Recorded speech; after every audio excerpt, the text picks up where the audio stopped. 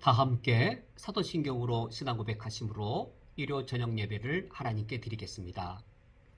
전능하사 천지를 만드신 하나님 아버지를 내가 믿사오며 그 외아들 우리 주 예수 그리스도를 믿사오니 이는 성령으로 잉태하사 동정녀 마리아에게 나시고 본디오 빌라도에게 고난을 받으사 십자가에 못 박혀 죽으시고 장사한 지 사흘 만에 죽은 자 가운데에서 다시 살아나시며 하늘에 오르사 전능하신 하나님 우편에 앉아 계시다가 저리로서 산자와 죽은 자를 심판하러 오시리라. 성령을 믿사오며 거룩한 공회와 성도가 서로 교통하는 것과 죄를 사하여 주시는 것과 몸이 다시 사는 것과 영원히 사는 것을 믿사옵나이다. 아멘.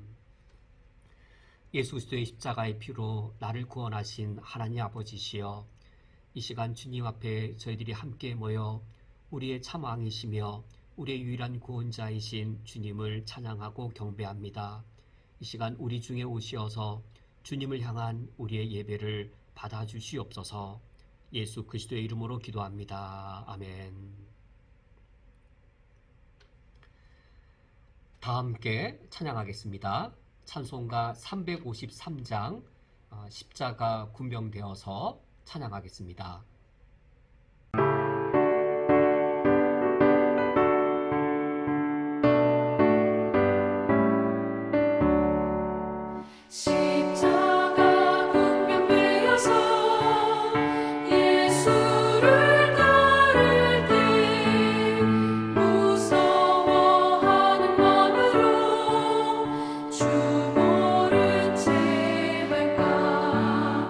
나의 주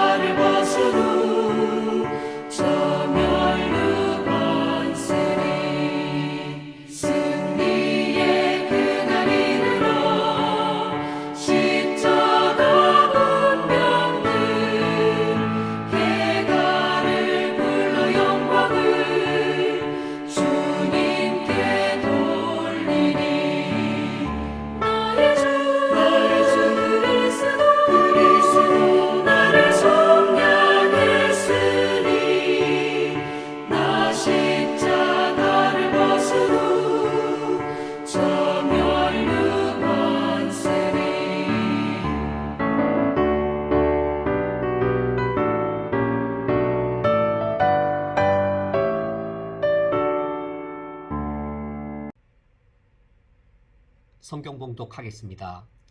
오늘 성경 말씀은 신약성경 베드로전서 2장 9절 말씀입니다. 오늘 성경 말씀을 제가 봉독해 드리겠습니다.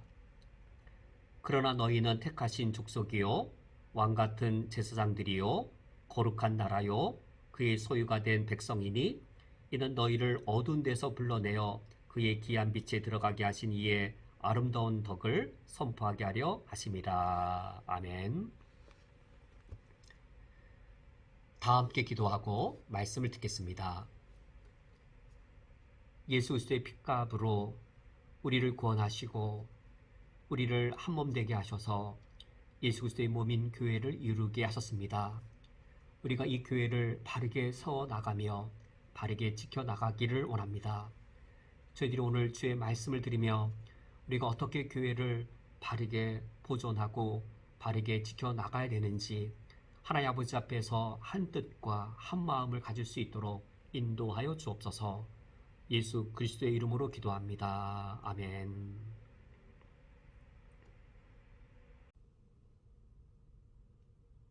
지난 일요 예배 말씀에 이어서 오늘도 교회 정치에 관하여 함께 말씀을 나누도록 하겠습니다. 교회 정치라고 하면 어떤 목회자나 장로님들만 아셔도 충분할 것이라 생각할 수도 있겠습니다. 그러나 그것은 그렇지 않습니다.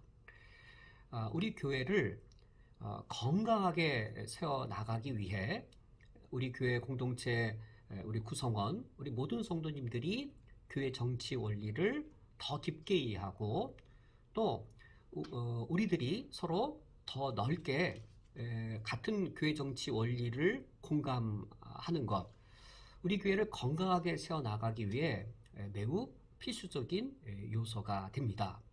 특히 우리가 교회 사역을 감당할 때 불필요하게 마찰을 겪을 수 있습니다. 서로의 이견들이 있고 서로의 입장들이 달라서 때로는 다툼이 일어날 수도 있습니다. 그럴 때는 영적 에너지가 불필요한 곳에 소모되고 허비되어지는 것이지요.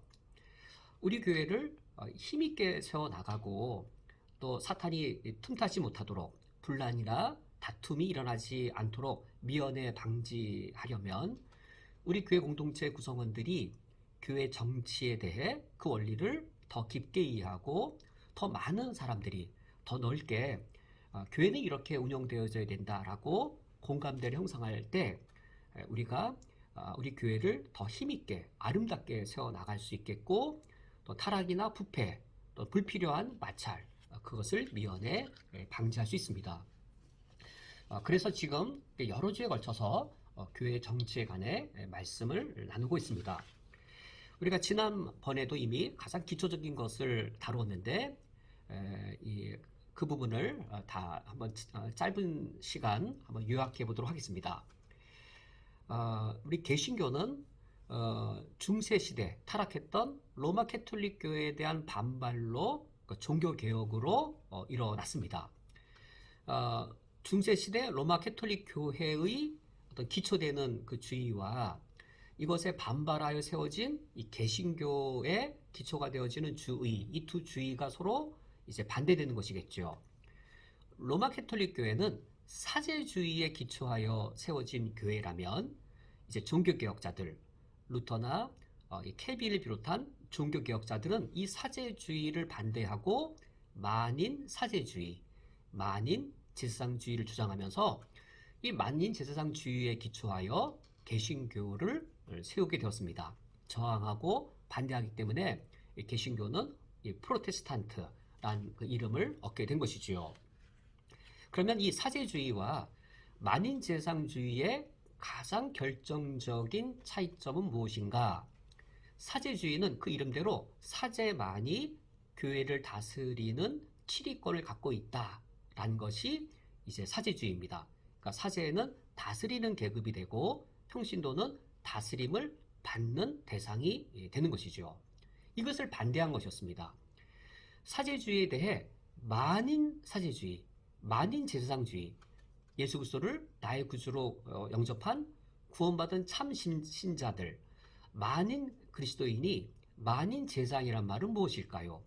사제주의가 오직 사제만이 교회를 다스릴 주권을 갖고 있다는 주장이라면 이것에 반대하는 만인제상주의는 모든 그리스도인들이 구원받은 모든 참된 신자들이 교회를 다스릴 교회의 주권을 갖고 있다라는 주장이 되는 것이죠. 바로 이러한 만인제상주의에 기초하여 세워진 교회가 이제 이 개신교이고, 그것이 사제주의에 반대하여 저항하여 일어났기 때문에 우리 개신교를 프로테스탄트라고 일컫게 됩니다.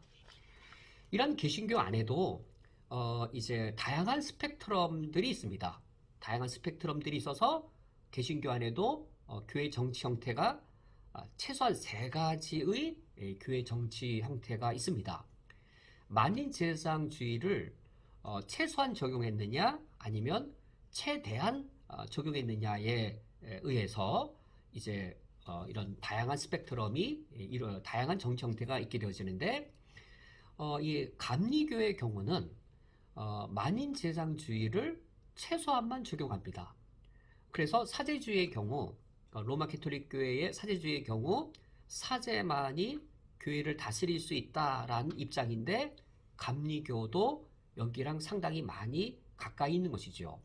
교직자주의를 택하면서 회중의 교회 정치 참여를 최소한으로 제한하고, 교회를 다스리는 그 치리권의 상당한 부분을 감독을 비롯한 교직자들이 이제 갖고 있게 되어집니다.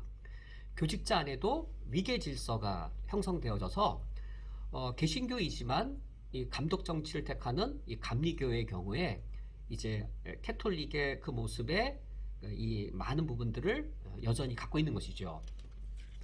그러나 근본은 감리교도 만인제상을 따르고 있기 때문에 감리교입니다.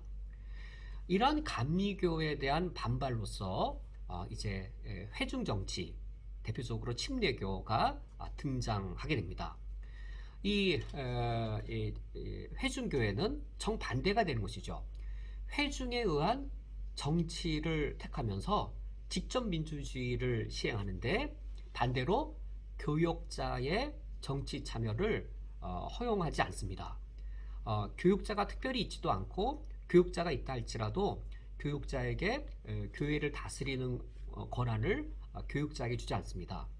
모두가 다 평등하고 모두에게 같은 분량의 다스림의 권세를 갖고 있어서 모두가 다 직접적으로 이 교회 정치에 참여하는 직접 민주주의를 이 침례교가 택하고 있습니다.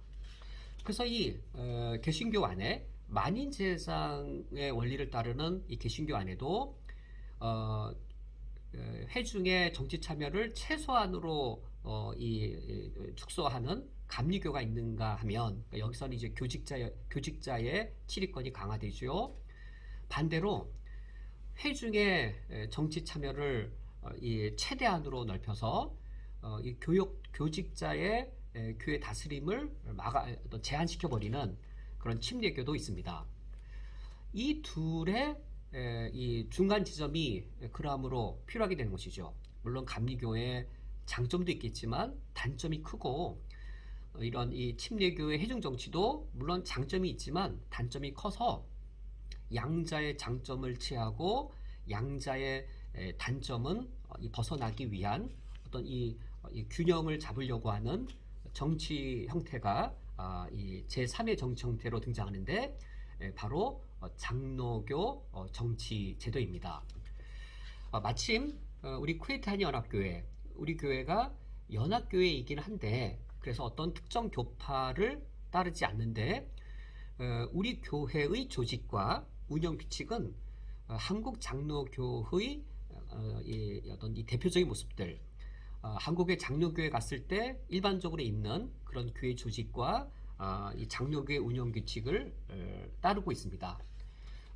물론 우리 교회는 초교파이고 어떤 특정 교파에 속하지 않기 때문에 우리 더 열려져 있어야 되겠지만, 현재 우리 교회의 운영 규칙과 조직이 장로교를 따르고 있기 때문에 우리가 오늘 이 장로교에 대해서 살펴볼 때 우리 교회의 조직과 우리 교회 운영 규칙을 이해하는데 매우 큰 유익이 있겠습니다.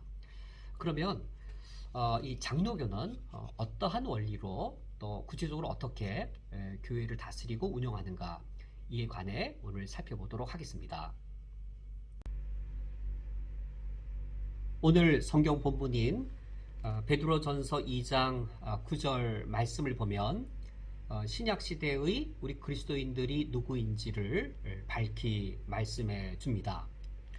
9절 상반절 말씀을 보면 그러나 너희는 택하신 족속이요 왕같은 제사장이라고 말씀합니다. 신약시대에 우리 모든 그리스도인들은 다 왕같은 제사장입니다. 그런데 구약시대에도 모든 이스라엘 백성에게 당신은 왕같은 제사장입니다 라고 말할 수 있었겠는지요? 그것은 가능하지 않았습니다. 구약시대에 이스라엘에서 왕은 오직 유다 지파의 다윗 가문에서만 왕족이 가능하였고, 또 제사장은 레위 지파 중에서도 제사장 가문에서만 제사장이 될 수 있었습니다. 이스라엘 모든 백성을 향해서 당신은 왕같은 제사장이라고 말할 수 없었습니다. 그런데 신약시대에 예수님의 십자가와 부활로 우리의 모든 구원이 다 완성된 이후에는 이제는 모든 그리스도인에 대해 당신은 왕같은 제사장입니다 라고 선언할 수 있게 된 것이지요. 이런 왕같은 제사장들이 함께 모여서 한 몸을 이루고 하나의 공동체를 이루어서 교회가 세워졌습니다. 교회의 모든 구성원이 다 왕같은 제사장입니다. 교회 모든 구성원이 왕같은 제사장이라면 이 교회의 주권이 누구에게 있겠는지요? 로마 캐톨릭의 주장처럼 평신도들에게는 없고 사제계급에게만 있다라고 말할 수 있겠는지요? 그것은 신학적으로 신앙적으로 옳지 않습니다. 교회를 구성하는 모든 신자가 왕같은 제사장이기 때문에 교회의 주권은 모든 교인들에게 있습니다. 바로 이 사실을 장로교의 헌법이 명시적으로 이렇게 말합니다. 우리 교환 10페이지의 맨 위를 보시면 장로의 정치라고 되어 있고 헌법의 정의 네모 칸에 이렇게 쓰여져 있습니다. 첫 번째 두 줄을 보시되 끝 문장을 보시면 이렇습니다. 이 정치는 주권이 교인들에게 있는 민주적 정치이다. 왜 장로교 헌법이 장로교 정치는 주권이 교인들에게 있는 민주적 정치다라고 말한 것이냐면 바로 구원받은 모든 그리스도인들이 왕같은 제사장이기 때문입니다. 주권이 교인들에게 있는 민주적 정치이다라는 선언을 통해서 로마 캐톨릭 교회의 사제주의를 반대한 것이 되고, 또 개신교 중에서도 이 감독 정치, 감리교의 감독 정치에도 동의하지 않는 것이 됩니다. 만민제장주의를 충분히 구현하기 위해 교회의 주권이 교인에게 있다. 교회 주권이 교회에 있다면 교회의 마땅한 정치는 민주적 정치이다 라고 규정한 것이 장로교의 정치 원리입니다. 이런 면에서 장로교 정치 원리는 회중의 평신도, 회중의 정치 참여를 제한시키는 감리교와 다릅니다. 근데, 또한 동시에 교육자의 정치 참여를 제한하는 회중정치, 침례교의 회중정치와도 또 다릅니다. 침례교 회중정치는 모든 교인들이 직접 교회 정치에 참여하는 직접 민주주의 방식인 것이지요.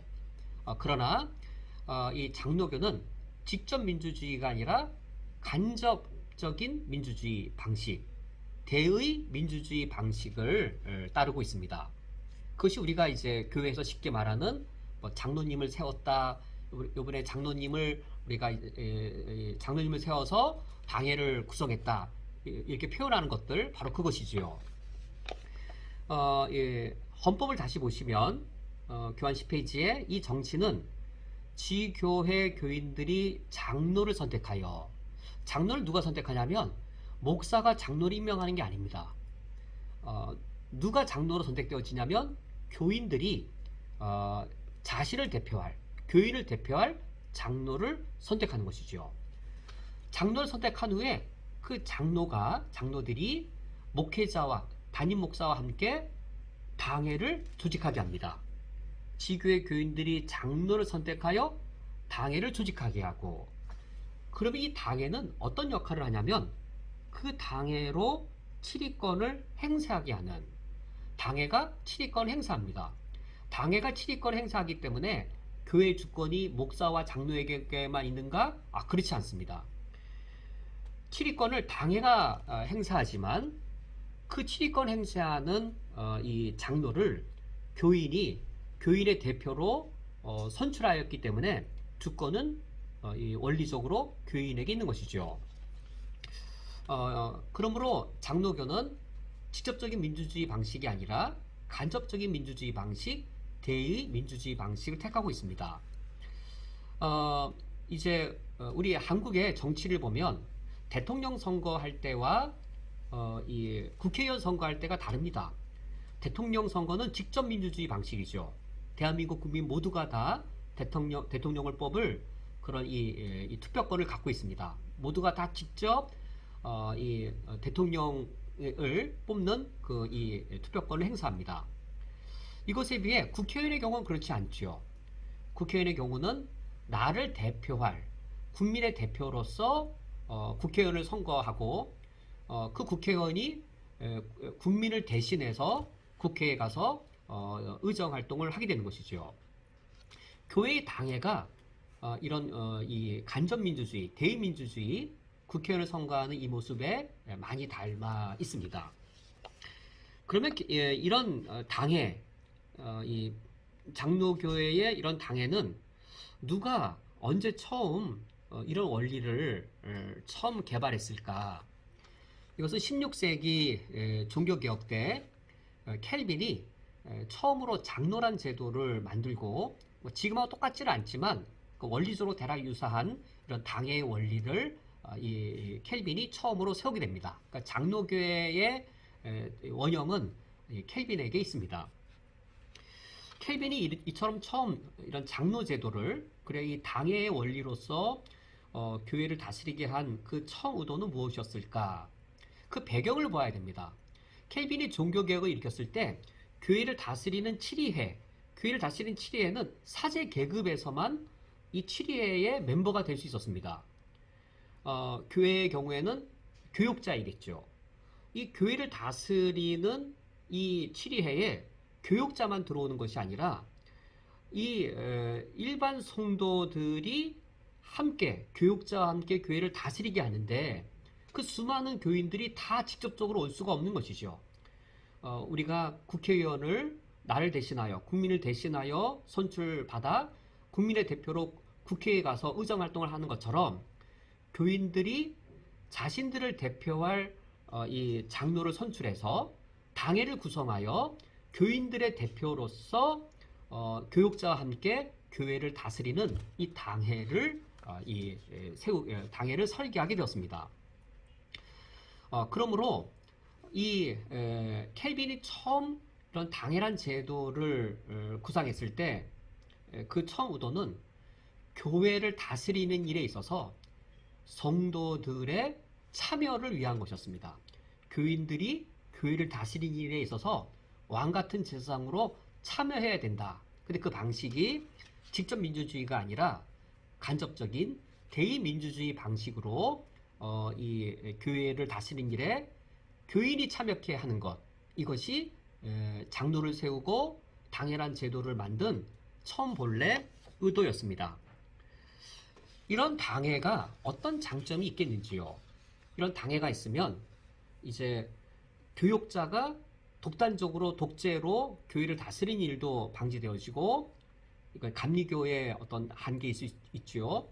동시에 이 침례교의 어떤 단점, 이 성도들이, 평신도들이 교회를 또 이 혼란스럽게 다스릴 수 있는 그런 것을 또 막을 수 있는 그런 장점이 있습니다.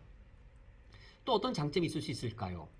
교육자와 성도가 서로를 피차 서로 간에 견제하면서 부패하거나 타락으로 가는 것을 미연에 방지하는 그런 긍정적인 역할을 할 수 있습니다. 이와 같이 장로교회의 이런 장로제도와 당회는 만인제사상에 근거하여서 성도들이 교인들이 교회 정치에 참여하도록 세워진 정치제도였습니다. 이 제도는 감리교회의 감독정치, 여기서는 회중의 정치 참여를 배제시키죠. 그리고 침례교회 회중정치, 여기서는 교육자의 정치를 또 배제시키죠. 이 양자의 단점을 보완하면서 또 양자의 장점을 다 취합하기 위해 세워진 정치제도였습니다. 이처럼 장로교는 교육자가 독단적으로 교회를 다스리거나 또는 성도들이 단독적으로 교회를 다스리는 것이 아니라 이 대의 민주주의를 통해 교육자와 그리고 교인의 대표인 장로가 교육자와 함께 당회를 구성하고 서로가 균형을 맞추고 서로를 견제하면서 교회를 바르게 다스리도록 하는 그런 특징을 갖고 있습니다. 이런 특징이 장로교 정치의 아주 중요한 장점이 되는 것이지요. 장로교 정치에는 이거 외에도 아주 중요한 장점이 되는 특징이 있습니다. 우리 교회도 장로교의 그 정치 원리를 따르고 있기 때문에 우리 교회도 그런 모습이 당연히 있지요. 우리 교회가 어떤 결정을 한다 했을 때 개인이 결정하는 것이 있는가? 한번 우리 교회 모든 결정들을 보면 개인이 결정하는 것이 아니라 회를 통하여 결정되는 것을 알 수 있습니다. 우리 교회에 어떤 회가 있냐면 가장 높은 권한을 갖고 있는 이 공동의회가 있고, 그리고 치리권을 행사하는 당회, 그리고 봉사권을 시행하는 재직회, 이 회의가 있습니다. 우리 교회 모든 의사 결정들을 보면 재직회를 통해서 또는 당회를 통해서 또는 공동회의를 통해서 사안에 따라 그 사안을 맡은 회를 통하여서 의사가 결정되지, 어떤 특정 개인에 의해 어떤 사안이 좌지우지되거나 결정되는 그런 구조가 아닙니다. 물론 현실에서 이 원리대로 되지 않아 여러 어려움들이 있지요. 저만 하더라도 청년 때 당회라고 하면 긍정적인 이미지가 아니라 부정적인 이미지로 제게 느껴졌습니다. 당회라고 하면 절대 권력, 아주 상당한 권력을 갖고 있고, 교인들은 다 반대하지만 소수의 당회원들이 마음을 합해서 교인들의 의사랑 상관없이 원하는 일들, 당회가 원하는 일들을 권력적으로 행하고 독단적으로 행하는 그런 이 부정적인 그런 이 느낌이 저에게 많이 있었습니다. 그것은 제도가 잘못된 것이 아니라 제도를 제대로 시행하지 않은 것이고, 제도의 목적과 취지를 명확하게 위배하기 때문에 일어난 일인 것이지요. 잠시 전에 함께 말씀을 나눈 것처럼 켈빈이 왜 처음 장로란 제도를 세우고, 그리고 당회라고 하는 이 치리하는 이것을 치리권을 행사하는 당회를 세웠을까? 그것은 사제 계급의 독단적인 교회 다스리는 것을 막기 위함이었습니다. 교인들로 하여금 교회를 다스리는 치리권에 참여하는 권리를 얻게 하기 위함이었던 것이죠. 교회 주권이 교인에게 있으므로 교인들이 그 교회 주권을 행사하도록 하기 위해 당회란 제도가 처음 고안된 것인데, 그런데 당회가 독단적이고 당회가 권위적이어서 교인들의 의사가 반영되지 않고, 교인들에 대해서는 아주 그냥 권위적으로 일방적으로 당회가 모든 일들을 결정해서 진행한다라고 하면, 그것은 본래 당회가 처음 세워진 의도와 목적에 위배가 되어집니다. 제도가 어떤 법률이 규정이 잘못된 것이 아니라 제도와 규정과 그 법률들을 본래 취지대로 이행하지 않는 우리들에게 문제가 있는 것이죠. 우리 교회 결정들을 보면 다 회의입니다. 공동의회에서 함께 모여 함께 의논하고 함께 결정합니다. 당회에서는 당회원들이 함께 모여서 함께 의논하고 함께 결정합니다. 재직회도 마찬가지인 것이죠. 재직회도 함께 모여서 함께 의논하고 함께 결정합니다. 특정한 개인이 어떤 독단적인 결정을 가지고 무슨 일을 행하는 것, 그것이 가능하지 않은 것이 장로교의 기본적인 제도입니다. 그런데 장로교 안에 어떤 직분에는 높고 낮음이 없습니다. 목사, 장로, 권사, 집사라고 했을 때 모든 직분은 다 평등합니다. 이것이 장로교의 원리입니다. 모든 직분을 평등하게 봅니다. 로마 캐톨릭이나 또 이제 감리교회의 경우에 보면 높고 낮음이 있죠. 직분에 차별들이 있죠. 그러나 장로교는 모든 직분은 다 동등하고 평등하게 여깁니다. 목사이든 집사이든 장로이든 다 평등합니다. 그러나 이 회의는 권한에 있어서 차등적입니다. 공동의회, 당회, 재직회 다 동등한 것이 아니라 더 우월한 권한을 갖고 있는 최고 의결기관이 있고 그리고 그 아래 놓여져 있는 그런 의결기관이 있는 것이죠. 공동의회, 당회, 재직회 중에서 우리 교회에서 최고 의결기관은 공동의회입니다. 최고 의결기관인 이 공동의회에 누가 회원이 될 수 있는가, 누가 회원인가, 그것은 만인 제사장의 원리에 따라 세례받은 교인이라면 누구나 다 최고 의결기관인 공동의회의 회원이 되었습니다. 그래서 이 공동의회를 통해 공동의회가 결정하는 그 사안들, 이를테면 우리 연초에 우리 교회 재정을 승인하거나 또는 담임 목사를 선출하거나 담임 목사를 승인하거나 어떤 이러한 교회의 가장 중요한 일들을 행할 때에 공동의회를 통하여서 이제 교인의 주권을 행사할 수 있게 되어집니다. 당회의 경우는 치리권의 행사를 위해서 치리와 관련되어진 사안은 이 당회를 통해 이루어지게 됩니다. 담임 목사의 입장에서 담임 목사 개인이 어떤 사안을 독단적으로 행할 수 있는가? 제가 우리 교회에 와서 제가 단독적으로 독단적으로 행한 것이 제 기억에 단 한 번도 없습니다. 왜냐하면 그것이 가능하지 않은 구조이고 저 스스로도 그렇게 시도한 바가 제 기억에는 단 한 번도 없습니다. 회의를 통하여서 진행되어야 되는 것이죠. 담임 목사의 의견이 담임 목사의 개인의 어떤 입장이 중요하게 여겨지는 것은 당연한 사실이긴 하지만 그러나 이 교육자가 어떤 일을 하고자 할 때 교인의 대표인 이 치리 장로와의 협의를 통해서 그것이 결의가 되어야만 교육자도 무엇인가를 행할 수 있지 교육자 단독적인 그런 의견의 시행이 가능하지 않고 반대로 장로님들도 마찬가지인 것이죠. 어떤 장로님이 유력하다고 하여서 그 장로님 개인의 의견대로 어떤 결정이 이루어지는가? 그렇지 않은 것이죠. 회의를 통하여 이루어져야 되는 것이죠.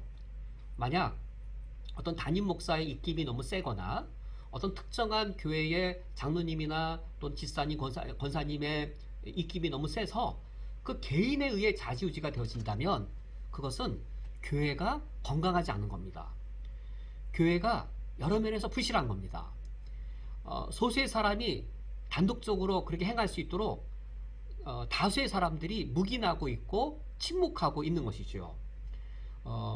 교회 정치에 대해 왜 중직자만 관심을 갖는 것으로 부족하고 우리 교회 공동체 구성원들이 교회 정치에 대해 더 깊이 알고 또 어떤 사안에 대해서는 더 많이 공감을 이루어야 되는가? 바로 여기에 그 이유가 있습니다. 소수의 사람에 의해 교회가 좌지우지 되지 않고 우리가 더 우리의 이 교인들의 주권이 더 반영되어 민주적으로 교회가 운영되기 위해서는 바로 이런 회의를 통한 이 의사결정들, 그것이 더 충만하게 이루어져야 하는 것이지요. 당의 경우는 7위권의 행사를 위해 7위권의 행사가 관련된 안건을 당회가 결정하게 되어지고, 재직회의 경우는 봉사권의 결정들입니다. 우리 교회는 사역위원회와 부서 조직으로 되어져 있는데 봉사와 관련된 것이죠. 재직회를 통해서 우리가 함께 의논을 합니다. 재직회를 통해서 우리가 함께 그것을 결정을 하게 됩니다. 누구 한 개인에 의해서 좌지우지가 되어진다면 그것은 우리 교회가 그만큼 건강하지 않다는 것이지요. 결국 장로교의 이런 정치 원리나 또 그것에 따른 조직을 놓고 볼 때, 장로교가 또 장로교의 정치 조직을 따르고 있는 교회가 건강하게 또 바르게 힘있게 유지되려면 무엇이 아주 중요한 요소로 여겨지는 것일까요? 바로 이겁니다. 우리 교회 모든 성도님들은 왕같은 제사장입니다. 우리 교회 주권이 다른 사람에게 있는 게 아니라 나에게 있습니다. 그러므로 공동의회이든 재직회의든 내가 회원으로 있는 이 회의에 내가 적극적으로 참여하고 나의 의사를 표명하고 거기에 관심을 나타내는 일, 교회 주인으로서 적극적으로 참여하고 책임을 지는 일, 이것이 아주 중요한 요소로 여겨집니다. 공동회와 재직회가 건강하고 바르게 또 활성화되어진다면 7위권을 행사하는 당회가 또 바르고 힘있게 잘 유지되리라 기대가 되어집니다. 장로교 제도의 가장 큰 잘못된 모습은 당회가 독단적으로 행하고 재직회는 재직회에 무관심한 겁니다. 이게 제일 큰 문제입니다. 그러나 사실 많은 교회가 그런 모습을 하고 있습니다. 재직들은 재직회 참여를 잘 하지 않을 뿐만 아니라 재직회도 성실하게 또 충분하게 교회 봉사권이 행해지는 일들을 잘 나타내지 못하고 운영되어지고 있습니다. 재직회도 소수의 사람에 의해, 그러다 보니 또 당회도 독단적으로 운영되어질 때에 장로교의 정치 원리와 제도는 상당히 균형 있게, 그리고 상당히 여러 역사의 경험을 통해서 이 건강하게 원리와 또 이 규칙들이 세워져 있지만 그것이 제대로 순기능을, 제대로 이 장점을 드러내지 못하는 것이지요. 오늘 말씀을 맺도록 하겠습니다. 지난주에 요르단 선교지를 방문해서 저는 우리 쿠웨이트 한인연합교회의 소중함을 다시 한 번 더 확인할 수 있었습니다. 저만이 아니라 함께 참여했던 우리 6분의 우리 모두가 다 이 중동 땅에서 우리 쿠웨이트 한인연합교회가 얼마나 소중한 역할을 하고 있는지를 우리가 눈으로 확인할 수 있었습니다. 바로 40년이 넘는 기간이었습니다. 이슬람 땅에서 우리 쿠웨이트 한인연합교회가 이곳에 서 있으면서 요르단으로 또 이집트로 또 그 외에 여러 이슬람 지역의 선교사님들을 우리가 적극적으로 응원하고 지지하고 후원하는 일들이 얼마나 선교지의 선교사님들에게 큰 위로와 실제적 도움들이 되는지를 우리가 지난 요르단 선교지 방문을 통하여 확인할 수 있었습니다.